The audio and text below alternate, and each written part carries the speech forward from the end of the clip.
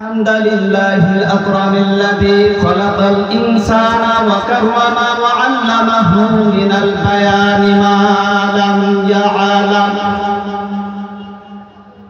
فسبحان الذي لا يحصى امتنانه باللسان ولا بالقلم نشهد أن لا إله إلا الله وحده لا شريك له ونشهد أن سيدنا ومولانا محمدا عبده ورسوله أرسله بالحق بشيرا ونذيرا وداعيا إلى الله بإذنه وسراجا وقمرا منيرا فقد قال الله تعالى في كلامه المجيد والفرقانه الحميد أعوذ بالله من الشيطان الرجيم بسم الله الرحمن الرحيم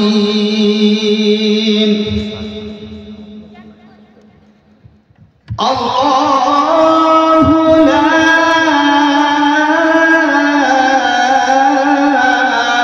إله إلا هو الحي القيوم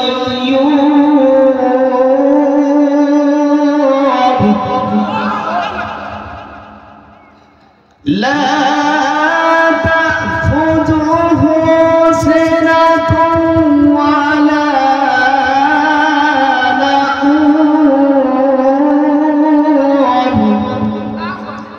إلى آخر الآية. قال النبي صلى الله عليه وسلم وعن ابن مسعود رضي الله تعالى عنه قال قال رسول الله صلى الله عليه وسلم لا حسد إلا في اثنين ورجل أتاه الله مالا فسلطه على هلكته في الحق ورجل آتاه الله الحكمة فهو يقضي بها ويعلمها متفق عليه. إن الله وملائكته يصلون على النبي يا أيها الذين آمنوا صلوا عليه وسلموا تسليما. درود إبراهيم اللهم صل على محمد وعلى آل محمد كما صليت على إبراهيم وعلى آل إبراهيم إنك حميد مجيد. اللهم بارك على محمد وعلى آل محمد كما باركت على إبراهيم وعلى آل إبراهيم إنك حميد مجيد. আলহামদুলিল্লাহ, সকল প্রশংসা সেই মহান আল্লাহ জাল্লা শানুহু, যে আল্লাহ জাল্লা শানুহু আমাদেরকে আজ জয় হোক আজকের এই তাফসীরুল কোরআন মাহফিলের আজকের এই মহতী অনুষ্ঠানে সম্মানিত সভাপতি, মাধ্যম জননেতা, জয়পুরের কীর্তি সন্তান জনাব মাস্টার নুরুল ইসলাম, শিক্ষক, আল্লাহ পাক রব্বুল আলামিন কোরআনের এই মাহফিলে আল্লাহর এই বান্দাকে কবুল ও মঞ্জুর করে আমি সবাই বলি আমিন। আজকে মাহফিলের প্রধান অতিথি, প্রধান চিফ গেস্ট, প্রধান মুফাসসির কারক, advocate Gazi Enamul Haque, supreme court Dhaka. আল্লাহ পাক রব্বুল আলামিন তার প্রিয় বান্দাকে কবুল ও মঞ্জুর করে আনে, সবাই বলে আমিন। আজকের বিশেষ অতিথি জনাব অধ্যাপক ফজলুল হক, ইনিও মাজলুম জননেতা। মামলা খেতে খেতে একেবারে শেষ হয়ে গেছে, নির্যাতনের চরম শিখরে পৌঁছে গেছে। আল্লাহ পাক রব্বুল আলামিন এই বান্দাকে কবুল ও মঞ্জুর করে আনে, সবাই বলে আমিন। আজকের প্রধান বক্তা আন্তর্জাতিক খ্যাতিসম্পন্ন মুফাসসির কোরআন জনাব এম হাসিবুর রহমান ছিলেন। আল্লাহ পাক রব্বুল আলামিন কোরআনের এই খাদেমকে কবুল ও মঞ্জুর করে আনে, সবাই বলে আল্লাহুম্মা আমিন। আজকে আমি এমন একটা আয়াত তেলাওয়াত করেছি যে আয়াত রাসূল সাল্লাল্লাহু আলাইহি ওয়াসাল্লাম উবাই ইবনে কাব রাদিয়াল্লাহু তাআলা আনহুর কাছে জিজ্ঞাসা করলেন, ও উবাই ইবনে কাব, কুরআনুল কারীমের ভিতরে সবথেকে শ্রেষ্ঠ আয়াত কোনটি? উবাই ইবনে কাব বললেন, আমার মনে হয় এটা হলো আয়াতুল কুরসি। রাসূল সাল্লাল্লাহু আলাইহি ওয়াসাল্লাম বললেন, হ্যাঁ এটা। রাসূল সাল্লাল্লাহু আলাইহি ওয়াসাল্লাম আর বলেছেন, যে ব্যক্তি প্রত্যেক ফরজ নামাজের পর এই আয়াতটি তেলাওয়াত করবে, আল্লাহ রাসূল সাল্লাল্লাহু আলাইহি ওয়াসাল্লাম বলেছেন, যে ব্যক্তি ফরজ নামাজের পর আয়াতুল কুরসি পাঠ করবে, আল্লাহ পাক রব্বুল আলামিন বলেছেন যে ওই ব্যক্তির জান্নাতে যাওয়ার একমাত্র বাধা হলো তার মৃত্যু। বলেন সুবহানাল্লাহ। আয়াত মানে নিদর্শন, আর কুরসি মানে হচ্ছে সিংহাসন। কুরসি মানে কি? সবাই বলে সিংহাসন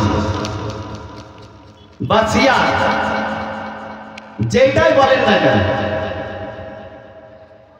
এই কুরসির মালিক কে বলেন তো? আল্লাহ পাক রব্বুল আলামিন।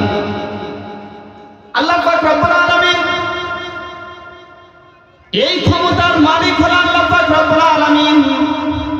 সেই আল্লাহ পাক রব্বুল আলামিন বলেছেন সূরাতুল আলী ইমরান 26 নম্বর আয়াতের ভিতরে বলেছেন, কুলিল্লাহুম্মা মালিকাল মুলকি তুতিল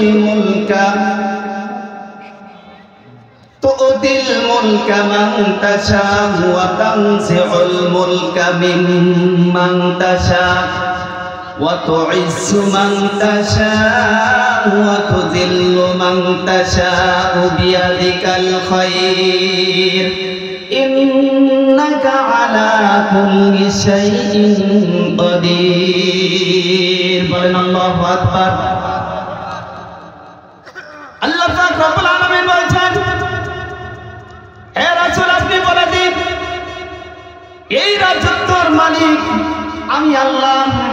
সেই আল্লাহ পাক রব্বুল আলামিন বলছেন, যাকে ইচ্ছা তিনি রাজত্ব দান করেন, যাকে ইচ্ছা রাজত্ব কেড়ে নেন।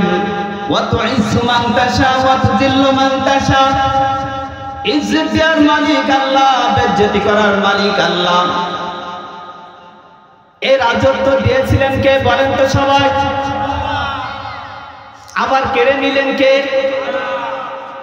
এই জন্য বেশি লাফালাফি করা যাবে না। আল্লামা সাইদি সাহেব বলেছিলেন 50টি বছর এই বাংলার জমিনে কোরআনের খেদমত করেছেন, দাওয়াত দিয়েছেন। সে বলেছিলেন যে বেশি লাফালাফি করো না, বেশি যদি লাফালাফি করো আমাদেরকে মৌলবাদী বলো, আমরা হলাম মনে এই মূল ধরে নাড়া দেব, ওই মামার বাড়ি দিল্লি গিয়ে পড়বে, তার কথা সঠিক হয়েছে না ব্যাঠিক হয়েছে, তাকে মামলা দেওয়া হয়েছিল, বহুত নির্যাতন নিপীড়ন করে তাকে শেষ পর্যন্ত হসপিটাল এনে, জেলখানা থেকে হসপিটালে এনে বিষ প্রয়োগ করে মৃত্যুবরণ করা হয়েছে। আফসোস, আমরা অনেক সময় বলি যে কথা বলা যাবে না, 5 আগস্টের আগে এই কথাগুলো আর বলা যেত না। কেন বলা যাবে না? যারা এর আগে বলে নাই এখনই তারা লাফালাফা করছে, এখন বেশি হুঙ্কার দিচ্ছে। হক কথা সব জায়গায় বলতে হবে, যদি বলতে না পারেন তাহলে ওই জায়গা আপনার জন্য নয়, ওই জায়গা ছেড়ে দেন।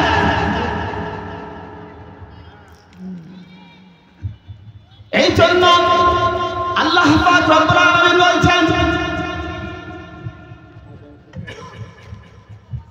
বেশি ওয়াতুইজ্জু মান তাশা ওয়াতুযিল্লু মান তাশা, ইজ্জত দেওয়ার মালিক আল্লাহ, বেজ্জতি করার মালিকও আল্লাহ।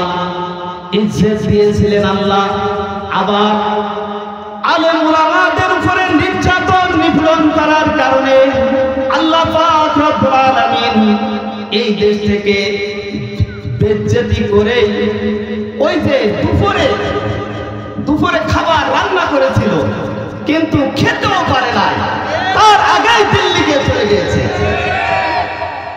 সে আল্লাহ পাকের মনে এখন আর শক্তি নেই নাকি? নমরুদ ওইভাবে মনে করেছিল।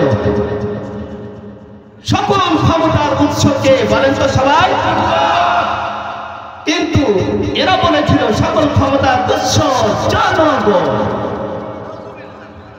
বলেন নাউযুবিল্লাহ। সকল ক্ষমতার উৎসকে, এই কথা বিশ্বাস করার নামই হচ্ছে শিরক। এই কথা বিশ্বাস করা যাবে না।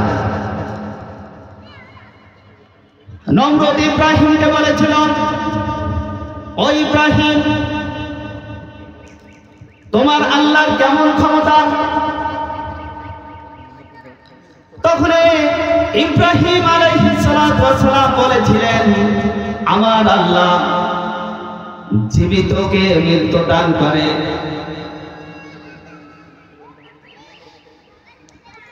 আল্লাহ পাক রব্বুল আলামিন এই কথা যখন বলেছিল ইব্রাহিম, তখন নমরুদ বলেছিল যে আমিও জীবিতকে মৃত্যু করতে পারি। আনা উহয়ী ওয়া উমীত। সে জেলখানা থেকে 2টা কারাবন্দী এনে একজনকে সে হত্যা করেছে, একজনকে ছেড়ে দিয়েছে। এইভাবে ক্ষমতা দেখিয়েছে। আল্লাহ পাক রব্বুল আলামিনের নবী ইব্রাহিম আলাইহিস সালাতু ওয়াস সালাম তখন বললেন যে আমার আল্লাহ পূর্ব দিক থেকে সূর্য উদয় করেন, তুমি পশ্চিম দিক থেকে উদয় করো এবং পূর্ব দিকে অস্তমিত করো। কেমন ক্ষমতা! সে হতভম্ব হয়ে গেল। এবার বলল, আমি সংক্ষেপে বলছি, এবার বলল, আমি তোমার আল্লাহর সাথে যুদ্ধ করতে চাই। আল্লাহ পাক রব্বুল আলামিন বললেন, ইব্রাহিম, ওই নমরুদের বাহিনীকে ময়দানে ছেড়ে দাও, ময়দানে আসতে বলো। আল্লাহ পাক রব্বুল আলামিন মশা ছেড়ে দিলেন। এই মশা হলো মেঘের মতো ছেয়ে গেল। নমরুদ বাহিনীকে কামড়ে শেষ করে ফেলল। এবার নমরুদ তার বাড়ির ভিতরে চলে গিয়েছে, রাজ দরবারে চলে গিয়েছে। রাজ দরবারে চলে গিয়ে ওই জায়গায় মশারি খাটিয়ে দিয়েছে, মশারির ভিতরে যে কামড়ে দিচ্ছে, ওই নোংরা মাসি কামড়াতে কামড়াতে এক পর্যায়ে তার বাহিনীকে নির্দেশ করলো যে তোমরা আমার এই মাথায় আঘাত করতে থাকো, লাঠি দিয়ে পিটা করতে থাকো। লাঠিতে পিটা করছে, লাঠিতে পিটা করতে করতে এবার ওই সেনাবাহিনীর বাড়ি থেকে খবর পাঠাচ্ছে, তাদের কোনো ছুটি ছাড়া নেই যে তোমরা যে আমাদের বাড়িতে আসছো না, এই যে ছেলে মেয়েরা কি খাবার দাবার খাবে, বাজার ঘাট করছো না। তারপরে বললো যে এই কিছু টাকা পয়সা দিয়ে দেয়, বলে যে বাজার ঘাট করে খাও। এরপরে তাদের বেতন যা ছিল 3 গুণ বাড়িয়ে দিল এবং লাঠি পিটা করতে করতে এক পর্যায়ে সে বলছে